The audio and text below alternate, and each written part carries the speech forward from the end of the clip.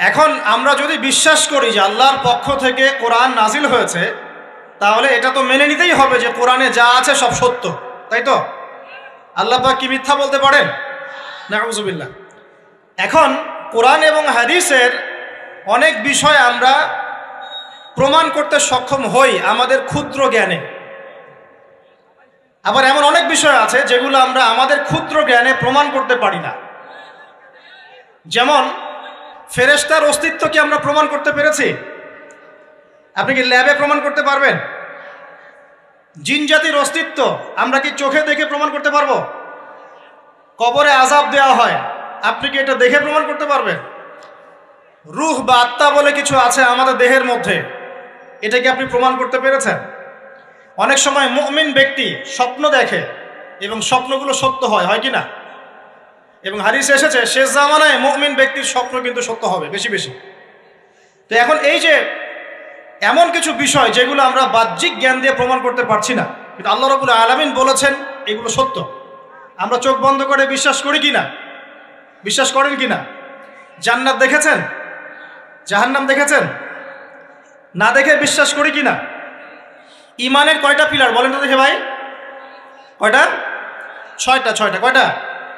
আল্লাহ বিশ্বাস, ফেরেশতাগণে বিশ্বাস, নবী রাসূলগণে বিশ্বাস, আসমানি কিতাব সমূহে বিশ্বাস, পরকালের জীবনে বিশ্বাস, তাকদীর বা ভাগ্যের ভালো মন্দে বিশ্বাস। এই ছয়টার মধ্যে শুধু কোরআন এবং মুহাম্মদ সাল্লাল্লাহু আলাইহি ওয়াসাল্লামকে বাদ দিয়ে আপনি কোনোটাই দেখেন না।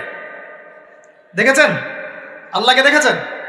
ফেরেশতা মণ্ডলী, আগের আসমানি কিতাবগুলো, মুহাম্মদ সাল্লাল্লাহু আলাইহি ওয়াসাল্লামকে সাহাবীরা দেখেছেন, আপনি কি দেখেছেন? আগের নবী রাসূলদেরকে দেখেছেন? পরকালের জীবন দেখেছেন? তাকদীর বা ভাগ্যের ভালো মন্দ দেখেছেন? এই যে না দেখে যে আমরা বিশ্বাস করছি, এটার নাম হচ্ছে গায়েবে বিশ্বাস। কিসে বিশ্বাস? এটাই আল্লাহ পাক বলছেন আলিফ লাম মিম যালিকাল কিতাব লা রাইবা ফিহ। আলিফ লাম মিম এটা এমন একটা কিতাব যেই কিতাব নিয়ে কোনো সন্দেহ সংশয় নাই। হুদাল লিল মুত্তাকিন, এই কিতাব মুত্তাকিদেরকে পথ দেখাবে। কারা মুত্তাকি? আল্লাযীনা ইউমিনুনা বিল গায়বি, যারা এই অদৃশ্যে বিশ্বাস করে। বলেন সুবহান। আল্লাহ পাকের আদেশ পালন করার নিমিত্তে, তার ইবাদত করার নিমিত্তে আমরা আল্লাহ পাকের এই আদেশগুলোকে না দেখেই বিশ্বাস করি। এখন কিছু মানুষ বলতে পারে তাহলে এগুলোর বৈজ্ঞানিক ব্যাখ্যা কি? উত্তর হচ্ছে এই যে কোরআন এবং হাদিসের সব কিছুকে বৈজ্ঞানিক ব্যাখ্যার মানদণ্ডে উত্তীর্ণ হয়ে আসতে হবে জরুরি না এটা। কারণ বিজ্ঞানের অনুসিদ্ধান্তগুলো সময়ে সময়ে বদলে যায়। আল্লাহ রাব্বুল আলামিনের বিধান কখনো বদলাবে না ইনশাআল্লাহ। কথা কি বুঝতে পারছেন?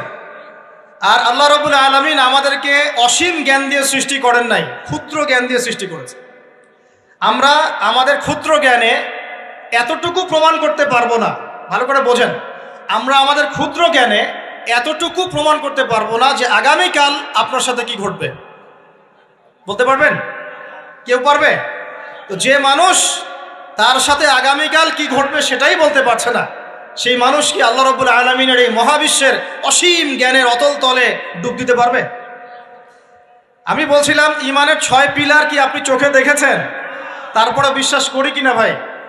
আচ্ছা, এখন আমরা এই জায়গায় ছিলাম যে আল্লাহ পাকের জ্ঞানটা অসীম। আল্লাহ পাকের জ্ঞান কি ভাই? আমি অসীমের একটা উদাহরণ দিয়ে বোঝাচ্ছি। মনে করেন এখানে আমরা যারা উপস্থিত আছি, আমরা সবাই জান্নাতে চলে গেলাম, মনে করেন, আল্লাহ কবুল করুন। জান্নাতে যাওয়ার পরে কি সময় শেষ হয়ে যাবে, না সময় আরো চলতে থাকবে? আচ্ছা, জান্নাতে যাওয়ার পরে 1 কোটি, 2 কোটি, 5 কোটি, 10 কোটি, 100 কোটি বছর পর এই জান্নাতীরা কি করবে, কি খাবে, কোথায় ঘুরবে, কোথায় ফিরবে, আল্লাহ রাব্বুল আলামিন এখনই সেটা জানেন। আলহামদুলিল্লাহ, বলেন আল্লাহু আকবার। আল্লাহকে চিনি একটু, আল্লাহ পাক এখনই সেটা জানেন, এই মুহূর্তে জানেন। যদি এখানে কোনো ভাই থাকেন, ফর এক্সাম্পল অমুক ভাইয়ের নাম আব্দুল্লাহ, এই ভাই মনে করেন জান্নাতে যাবেন ইনশাআল্লাহ, কথার কথা বলছি, কথার কথা। এখন তিনি জান্নাতে যাওয়ার 100 কোটি বছর পরে কোন হুরের সাথে কোথায় ঘুরে বেড়াবেন আল্লাহ পাক এখনই তা জানেন। আল্লাহ পাককে চিনতে শিখুন। আবার আমাদের মধ্যে আল্লাহ না করুক কেউ যদি জাহান্নামে যায়, সে ব্যক্তি জাহান্নামে যাওয়ার কোটি কোটি বছর পর কি আযাব ভোগ করবে আল্লাহ পাক এখনই এই মুহূর্তে সেটা জানেন। আলহামদুলিল্লাহ। এবং আগেও জানতেন। আল্লাহ পাকের কোনো শুরু নাই, আল্লাহ পাকের কোনো শেষ নাই। আল্লাহ পাকের কোনো শুরু নাই, আল্লাহ পাকের কোনো শেষ নাই।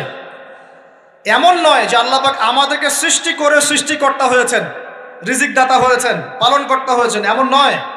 সৃষ্টি করার আগে থেকেই আল্লাহ পাক সৃষ্টিকর্তা, পালনকর্তা, রিজিক দাতা সবকিছুই ছিলেন। বলেন আল্লাহু আকবার। আল্লাহ পাক একজন, তার কোনো শরীক নাই। আল্লাহ রাব্বুল আলামিনের জ্ঞান অসীম।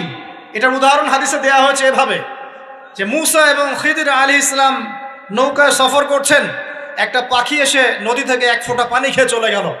তখন খিদির আলাইহিস সালাম বলছেন, হে মুসা, এই পাখিটা নদী থেকে যতটুকু পানি পান করতে পেরেছে, এই পানিটুকু হচ্ছে পুরো পৃথিবীর সমস্ত মাখলুকের জ্ঞান।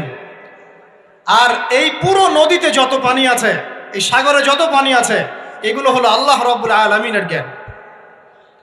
আমি কি বুঝাতে পারছি ভাই? এখন সেই আল্লাহ রাব্বুল আলামিন যখন কোনো বিষয়কে সত্য বলবেন, সেটা সত্য কিনা? আল্লাহ পাক এখন বলছেন, আমি জিন আর মানব জাতিকে শুধু আমার ইবাদত করার জন্য সৃষ্টি করেছি। তার মানে জিন সত্য কিনা? আচ্ছা, একটু বলে দেই, মানুষের মধ্যে যেমন ভালো মন্দ আছে, জিন জাতির মধ্যেও কি আছে? ভালো মন্দ আছে। দুষ্ট জিন মানুষের ক্ষতি করার চেষ্টা করে। কি করে ভাই? এবং দিন দিন কিন্তু এর প্রভাবটা বাড়ছে। তো এখান থেকে বাঁচার জন্য কিছু প্রোটেকশন আগে বলে দেই, তারপর সামনে যাই। প্রত্যেক দিন সকালে এবং সন্ধ্যায় 3 বার করে সূরা ইখলাস পড়বেন। কুল হুয়াল্লাহু আহাদ, আল্লাহুস সামাদ, লাম ইয়ালিদ ওয়া লাম ইউলাদ ওয়া লাম ইয়াকুল লাহু কুফুয়ান আহাদ। সকালে সন্ধ্যায় কয়বার? 3 বার। আর 3 বার পড়বেন সূরা ফালাক, কুল আউযু বিরাব্বিল ফালাক, এই সূরা। আর 3 বার পড়বেন সূরা নাস, কুল আউযু বিরাব্বিন নাস। এটা প্রত্যেক ফরজ নামাজের পর একবার করে পড়বেন আয়াতুল কুরসি। আয়াতুল কুরসি কোন সূরা আছে? কত নম্বর আয়াত? মাশাআল্লাহ, 255। আল্লাহু লা ইলাহা ইল্লা হুয়াল হাইয়ুল কাইয়্যুম, এখান থেকে শেষ পর্যন্ত। আর কি করবেন? রাতের বেলা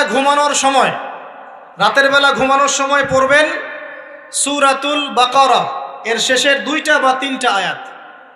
লিল্লাহি মা ফিস সামাওয়াতি ওয়া মা ফিল আরদ, এখান থেকে ফানসুরনা আলাল কওমিল কাফিরিন পর্যন্ত। নবী সাল্লাল্লাহু আলাইহি ওয়াসাল্লাম বলেছেন, রাতের বেলা কেউ যদি সূরা বাকারার শেষের এই 2টা 3টা আয়াত পড়ে ঘুমায়, সারা রাত আপনি যদি ইবাদতে থাকতেন যে নেকি পেতেন, এটা পড়ে ঘুমানোর ফলে সেই নেকি পাবেন ইনশাআল্লাহ। এখন বলেন দেখি, কতজনের সূরা বাকারার শেষের 3টা আয়াত মুখস্থ আছে?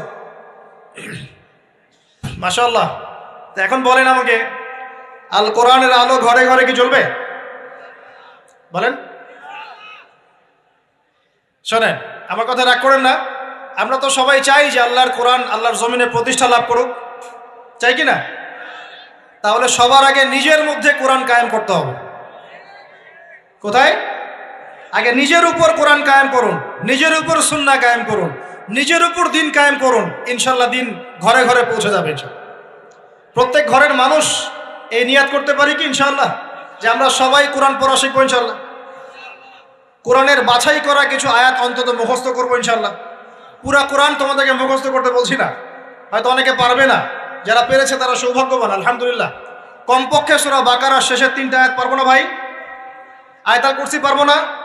সূরা ফালাক, সূরা নাস, সূরা ইখলাস, সূরা কাফিরুন, সূরা হাশরের শেষের 3টা আয়াত, সূরা কাহাফ এর প্রথম 10 শেষ 10 আয়াত, সূরা কাহাফ প্রথম 10 শেষ 10 আয়াত, সূরা সাফফাত এর প্রথম 10 আয়াত, সূরা আর রহমান, সূরা ইয়াসিন, সূরা মুলক।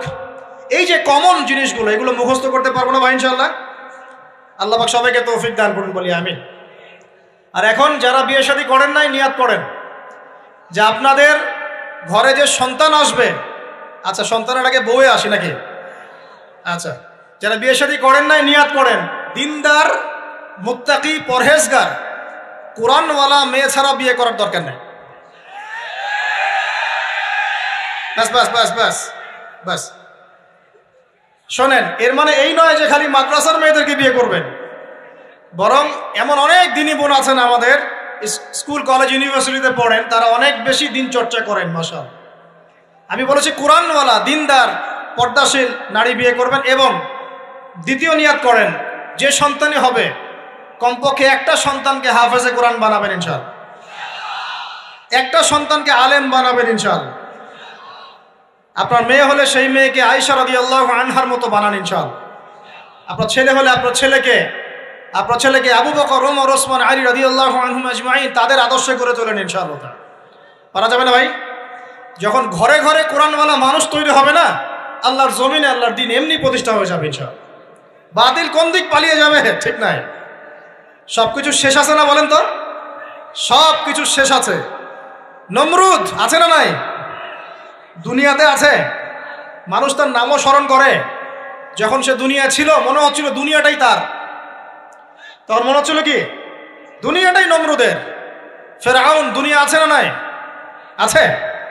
তার নামও কি মানুষ স্মরণ করে? যখন ফেরাউনের রাজত্ব ছিল, যুগ ছিল, তখন মনে হতো যে পুরো দুনিয়াটাইও। কথা বুঝতে পারছেন না? এরকম প্রত্যেক যুগে যুগে। আজ জাতির নাম শুনেছেন? আজ জাতি এই তাল গাছের সমান লম্বা চওড়া ছিল এক একজন। বিশ্বাস করছেন না? তাল গাছের সমান লম্বা চওড়া ছিল এবং পাহাড় কেটে কেটে তারা বাড়িঘর নির্মাণ করত। তাদের কাছে আল্লাহ পাক নবী হিসেবে পাঠিয়েছিলেন হুদ আলাইহিস সালামকে। কোন নবী? সূরা হুদ পড়ে দেখবেন। আপনি যদি কবিতা, সাহিত্য, ছন্দ এগুলো পছন্দ করেন তাহলে সূরা হুদ আপনার জন্য। সুবহানাল্লাহ। আপনি যদি কবিতা, সাহিত্য, ছন্দ, বালাগাত পছন্দ করেন, সূরা আর রহমান আপনার জন্য, সূরা হুদ আপনার জন্য, সূরা শুআরা এগুলো আপনার জন্য। এত চমৎকার কাব্যিক বিন্যাস আছে, মানে কবিতার ছন্দে ছন্দে উপন্যাস ব্যাখ্যা করা হয়েছে বলে। সুবহানাল্লাহ। মানুষ তো কোরআনকে মূল্যায়ন করে না। আমি লাস্ট জুমার খুতবার একটা লেকচারে বলেছিলাম, সূরা ইউসুফ, এই যে এখন সারা বিশ্বে অর্থনীতি নিয়ে যে কত কথা হচ্ছে, অর্থনৈতিক সংকট, এইটা সেটা বলা হচ্ছে না, সবার ঘরে ঘরে এগুলো আলোচনা হয় তো মাশাআল্লাহ। আপনি বিশ্বাস করেন সূরা ইউসুফের মাত্র 4টা আয়াতের মধ্যে আল্লাহ পাক এই পুরো বিশ্বের অর্থনৈতিক সমস্যার সমাধান দিয়ে দিয়েছে। বলে দিব কি সমাধান? পরে বলছি। আগে আপনাদের এই পয়েন্টটা শেষ করি। ঘরে ঘরে কোরআনওয়ালা মানুষ তৈরি হবে তো ইনশাআল্লাহ। আল্লাহ কবুল করুন, বলি আমিন। কোরআনের এই বিশেষ সূরাগুলো মুখস্থ করতে পারবো তো ইনশাআল্লাহ ভাই? এগুলো নিয়মিত চর্চা করলে আপনাকে দুষ্ট জিন, জাদু, বদনজর এগুলো গ্রাস করবে না ইনশাআল্লাহ। আরেকটা বইয়ের নাম বলে দেই, বই কিনবেন। আমি যে প্রত্যেকটা লেকচারে একটা একটা করে 2টা করে বইয়ের নাম বলি, বইগুলো কিনবেন আল্লাহর রাস্তায়। আজকে শুধু একটা বইয়ের নাম বলবো না, আজকে আমি এমন একজন রাইটারের নাম বলে দিব যে রাইটারের সবগুলো বই বাসায় কিনবেন আপনারা ইনশাআল্লাহ। যদি আপনি এই রাইটারের, এই আলেমের সবগুলো বই বাসায় রাখতে পারেন এবং চর্চা করতে পারেন, ইনশাআল্লাহ আপনি সিরাতুল মুস্তাকিমেই থাকবেন ইনশাআল্লাহ। আমি আপনার জিম্মেদার হচ্ছি ইনশাআল্লাহ। যদি আপনি পথভ্রষ্ট না হয়ে যান, এই বইগুলোতে এত চমৎকার করে গাইডলাইন দেয়া আছে, আপনি ইনশাআল্লাহ সঠিক পথেই থাকবেন। নামটা বলে দিব। সবার প্রিয় আলেম, পুরো বিশ্বের, শুধু বাংলাদেশের নয়, অন্যতম একজন প্রিয় আলেম, বিদগ্ধ আলেমে দ্বীন আল্লামা মুফতি তকি উসমানী দামাত বারাকাতুহু। নাম শুনেছেন? এই নামটা শুনেছেন? আচ্ছা, তার অনেক বই আছে, প্রায় 200, 300, 400। সবগুলা বই বাসায় কিনবেন ইনশাআল্লাহ। ইবাদত নিয়ে বই আছে, মুআমালাত নিয়ে বই আছে, তাসাউফ নিয়ে বই আছে, জিকির নিয়ে বই আছে, অর্থনীতি নিয়ে বই আছে, ওয়ার্ল্ড অ্যাফেয়ার্স নিয়ে বই আছে, প্রতিটা সাবজেক্ট ধরে ধরে বই আছে। কোথায় পাবেন? এই তো অনলাইনে অনেক বুকশপ আছে না, এগুলোতে পাবেন। বাংলা বাজারে ঢাকায় পাবেন। এগুলো অনুবাদ হয়ে গেছে আলহামদুলিল্লাহ। এবং বাংলাদেশে অনেক স্টুডেন্ট আছে তার হাতে গড়া। তাদের এলেম, তাদের আমল, তাদের আখলাক দেখলে পরকালকে চেনা যায়।